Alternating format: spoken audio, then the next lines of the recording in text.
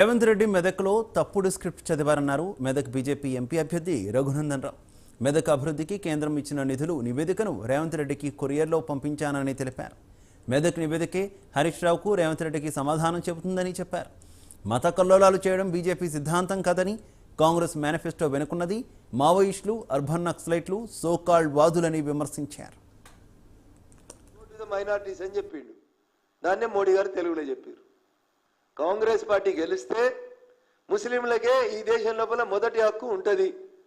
మరి మేము రేవంత్ రెడ్డి గారి లాగా కేంబ్రిడ్జ్లో చదువుకోలే, చిదంబరం గారి లాగా ఆక్స్ఫర్డ్లో చదువుకోలే, మన్మోహన్ సింగ్ గారి లాగా ఏం యూనివర్సిటీలు ఉంటాయి కిషోర్ అన్న, నేను కూడా వాళ్ళంతా చదువుకోలేదు.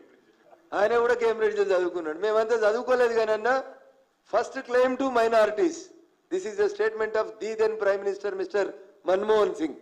దాన్ని తెలుగులోకి ట్రాన్స్లేట్ చేసి నరేంద్ర మోడీ గారు చెప్పారు.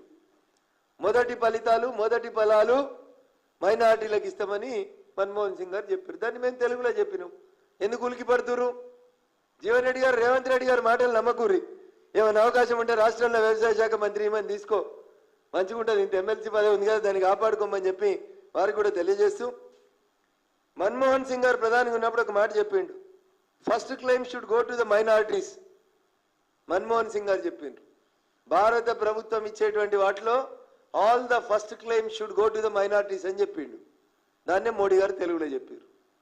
కాంగ్రెస్ పార్టీ గెలిస్తే ముస్లింలకే ఈ దేశం లోపల మొదటి హక్కు ఉంటుంది.